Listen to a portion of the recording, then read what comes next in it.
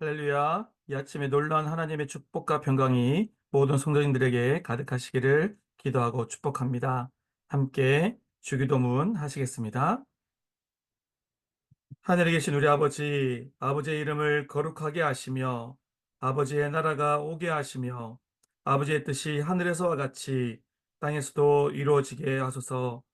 오늘 우리에게 일용할 양식을 주시고 우리가 우리에게 잘못한 사람을 용서하여 준 것 같이 우리 죄를 용서하여 주시고 우리를 시험에 빠지지 않게 하시고 악에서 구하소서. 나라와 권능과 영광이 영원히 아버지의 것입니다. 아멘. 기도하겠습니다. 하나님 감사드립니다. 이 새벽에 주님 앞에 나오게 하시는 애를 감사드립니다. 우리의 삶이 날마다 복음의 은혜를 누리는 삶, 그 복음을 많은 사람들에게 흘려보내는 삶 될 수 있도록 축복하시고 함께하여 주시옵소서. 이 시간을 주님께 부탁드립니다. 감사드리며 예수님의 이름으로 기도드립니다. 아멘. 오늘 함께 나눌 말씀은 사도행전 21장 37절에서 22장 11절까지 말씀입니다. 바울을 데리고 영내로 들어가려 할 그때 바울이 천부장에게 이르되 내가 당신에게 말할 수 있느냐? 내가 헬라 말을 아느냐? 그러면 내가 이전에 소요를 일으켜 자객 4,000명을 거느리고 광야로 가던 애굽인이 아니냐? 나는 유대인이다. 소비 아닌 길리기아 다소시의 시민이니 청컨대 백성에게 말하기를 허락하라. 천부장이 허락하거늘 바울이 층대 위에 서서 백성에게 손짓하여 매우 조용히 한 후에 히브리 말로 말하니라.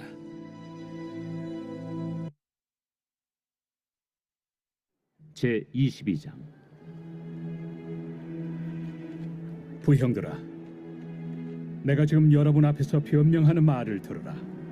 그들이 그가 히브리 말로 말함을 듣고 더욱 조용한지라 이어 이르되 나는 유대인으로 길리기아 다소에서 낳았고 이 성에서 자라 가말리엘의 문화에서 우리 조상들의 율법의 엄한 교훈을 받았고 오늘 너희 모든 사람처럼 하나님께 대하여 열심히 있는 자라.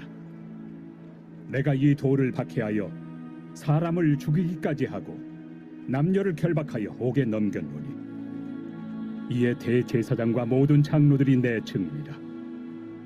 또 내가 그들에게서 다메섹 형제들에게 가는 공문을 받아가지고 거기 있는 자들도 결박하여 예루살렘으로 끌어다가 형벌받게 하려고 가더니 가는 중 다메섹에 가까이 갔을 때 오정쯤 되어 호련히 하늘로부터 큰 빛이 나를 둘러 비치매 내가 땅에 엎드러져 들으니 소리 있어 이르되 사울아 사울아 내가 왜 나를 박해하느냐 하시거늘 내가 대답하되 주님 누구시니이까 하니 이르시되 나는 내가 박해하는 나사렛 예수라 하시더라.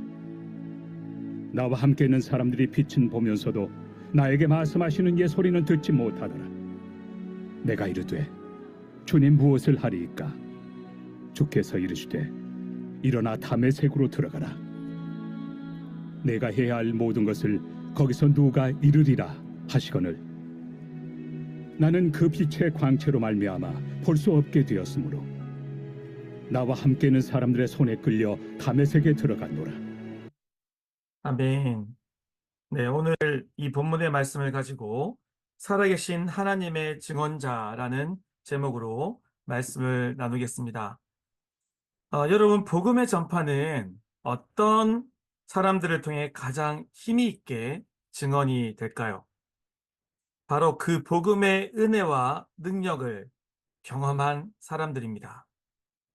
실제로 교회의 부흥은 그 하나님의 능력과 복음의 능력을 경험한 사람들, 또 교회 내에 있는 성도들이 그것을 먼저 경험했을 때 그 은혜가 자연스럽게 주변으로 흘러가고 전달되면서 또 주변으로 복음이 흘러가면서 이루어지는 것입니다.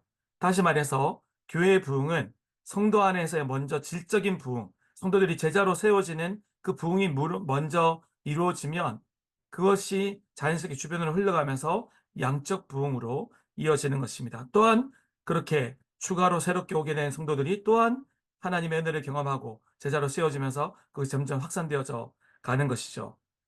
오늘 본문은 사도 바울이 자신이 진짜 만난 살아계신 하나님, 말하지 않고는 견딜 수 없는 자신을 놀랍게 변화시켜 주신 예수님과의 만남, 복음을 증언하고 있는 그런 본문입니다.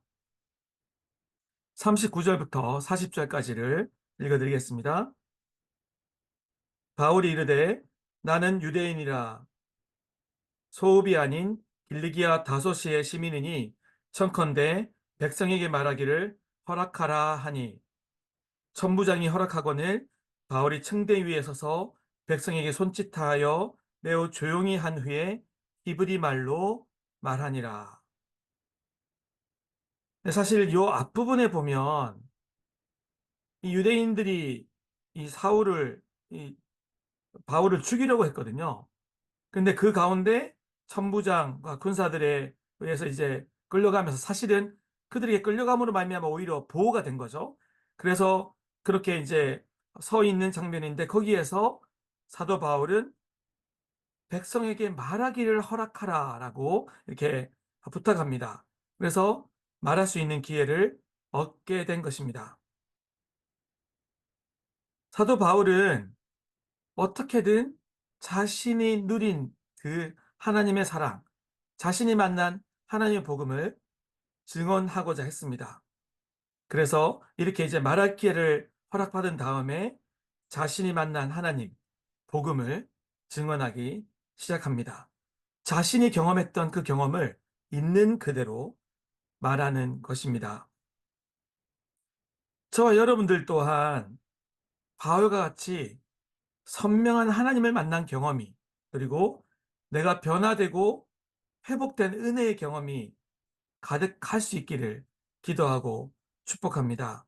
사도 바울은 자신이 직접 경험했기 때문에 그것을 말하지 않을 수 없었어요. 그리고 너무나 명확하게 복음을 전파하라는 사명을 마음에 각인하고 있었어요.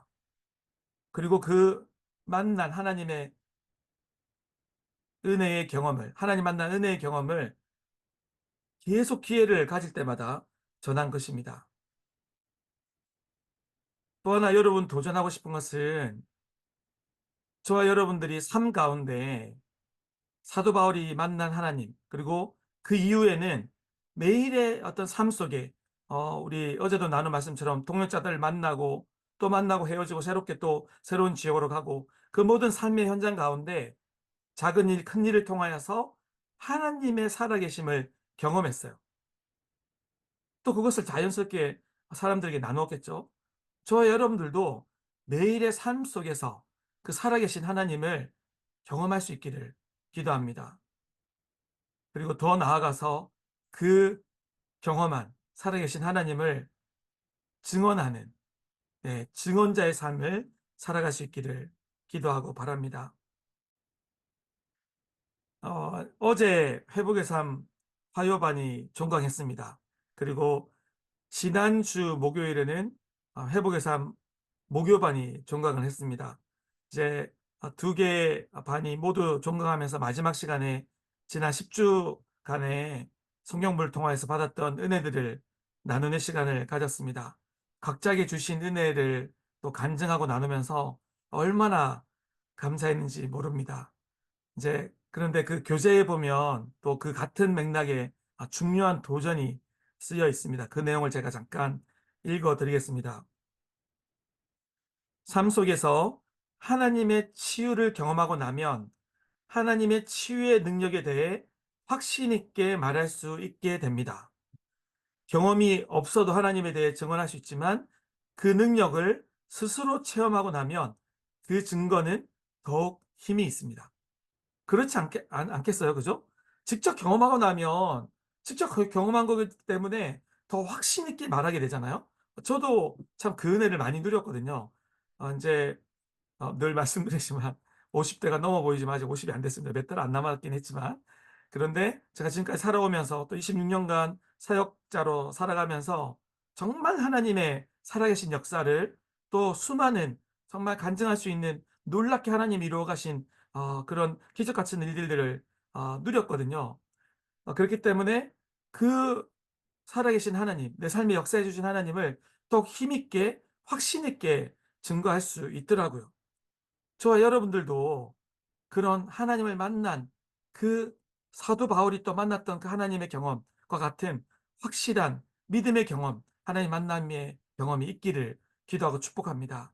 또한 하나님을 정말 처음 영접했던 그 놀라운 은혜의 경험뿐만 아니라 매일의 삶 가운데 그 하나님을 만나는 은혜를 누려서 작은 일, 큰 일을 통하여서 그 하나님을 만나는 은혜를 누림으로 말미암아 정말 수많은 하나님에 대해서 살아계신 하나님에 대해서 나눌 수 있는 것들이 너무너무 많은 그런 삶 되시기를, 그런 축복을 누리시기를 기도하고 축복합니다. 그리고 그 은혜들을 정말 할 수 있는 대로 정말 모든 기회를 활용해서 최선을 다해서 나눌 수 있기를, 그러니까 수많은 복음의 열매를 맺어갈 수 있기를 기도하고 축복합니다. 네, 오늘 이제 첫 번째로 나눈 말씀이 이렇게 살아계신 하나님을 경험하고 그리고 하나님, 살아계신 하나님을 증언하는 삶이 첫 번째 중요한 핵심 메시지였다라면, 두 번째로 살펴볼 것은 목적이 태도를 결정한다라는 사실입니다. 이게 무슨 말인가 싶으실 수 있을 것 같은데 설명을 드리겠습니다. 사도 바울은 좀 전에 말씀드렸지만 지금 여기가 예루살렘에 온 거거든요. 분명히 고난과 핍박이 있을 줄 알고 예루살렘에 왔잖아요. 실제로 오니까 지금 고난과 핍박을 마주하게 된 거예요. 바로 이 앞부분 좀 전에도 말씀드렸지만 막 유대인들이 사도 바울을 죽이려고 했습니다. 사도 바울은 그러한 상황을 마주했잖아요. 마주했는데 그 가운데서도 철저하게 자신이 이곳에 온 목적, 예루살렘에 온 목적을 알고 있었어요. 그 목적이 무엇이었습니까? 그것은 복음을 전파하는 것이었습니다. 그래서 사도 바울은 그 복음을 잘 전파하기 위한 그 목적, 전파하려는 그 목적을 잘 이루기 위한 태도를 갖춥니다. 36절에 보면 이렇게 나오죠. 이는 백성의 무리가 그를 없이 하고자 외치며 따라가미로라. 그 전 상황이 백성들이 바로 사도 바울을 죽이려고 하는 장면이에요. 그런데 그 상황을 뛰어넘어서 자신의 태도를 결정합니다. 자신의 만난 하나님을 또 그 복음의 은혜를 증언하기 위해 그것을 가장 잘 전할 수 있는 태도를 결정을 한 것입니다. 그리고 히브리 말로 그 증언의 말을 시작합니다. 22장 1절입니다. 부형들아, 내가 지금 여러분 앞에서 변명하는 말을 들어라. 그리고 그 앞에 보면 이제 히브리 말로 전한다라는 말씀이 나옵니다. 근데 여기서 보면 부형들아라는 표현이 어느 정도 좀 느껴지지 않습니까? 상당히 예의를 갖춘 정중한 표현입니다. 이제 한국말로 좀 다른 말로 좀 쉬운 말로 표현하자면 형제들과 선배 여러분, 이런 표현입니다. 사도 바울은 최선을 다해 정중한 태도로, 또 그 청중들이 자신을 죽이려 했던 사람들이지만 그들이 쉽게 알아들을 수 있는 그들의 언어로 말을 하기 시작합니다. 어떻게 하면 최선을 다해서 복음을 잘 증거할 수 있을까가 이 사도 바울의 목표였어요. 그래서 정말 정중한 태도로 말을 하기 시작하고 계속해서 그 태도로 자기가 경험했던 하나님을 증언합니다.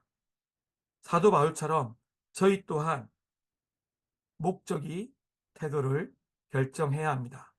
저와 여러분의 목적이 무엇입니까? 그것은 우리의 삶을 통해서, 또 우리의 입술을 통해서, 우리의 고백을 통해서 예수 그리스도가 증언되는 것입니다. 복음이 증거되는 것입니다. 그 복음의 증거를 위해서 우리의 올바른 태도를 결정하고, 또한 그러한 모습을 통해서 수많은 복음의 열매를 맺어가는 저 여러분 될 수 있기를 기도하고 축복합니다. 함께 기도하겠습니다. 말씀을 놓고 기도하겠습니다. 오늘 사도 바울처럼 할 수 있는 대로 최선을 다해 자신이 경험한 복음을, 그 은혜를 증언하는 삶 될 수 있도록 함께 기도하겠습니다. 또한 어, 금방 나눈 것처럼 복음 전파라는 최고의 목적을 위해서 올바른 태도를 결정하고 이루어갈 수 있도록, 또한 그래서 복음 열매를 풍성히 맺어낼 수 있도록 함께 기도하겠습니다. 교회를 위해서 기도하겠습니다. 오늘의 저녁에 있을 수요 마가의 다락방 기도회를 위해서 기도하겠습니다. 두 번째로 우리 이번 주 금토일 21일부터 23일까지 있을 유초동부 VBS를 위해서 기도하겠습니다. 2박 3일간 진행되어지는데요. 성령님께서 앞서 행하셔서 모든 것들이 순적하게 진행될 수 있도록, 또한 성령 충만함으로 모든 2박 3일의 여정들이 진행되고 예수님을 깊이 있게 만나는 시간 되도록, 정말 다음 세대 부흥과 참여한 모든 부모님들과 우리 선생님들과 사역자들의 부흥의 시간들이 될 수 있도록 같이 기도해 주시기 바랍니다. 이렇게 공동의 기도 제목과 개인의 기도 제목을 가지고 주님 앞에 기도로 나아가겠습니다.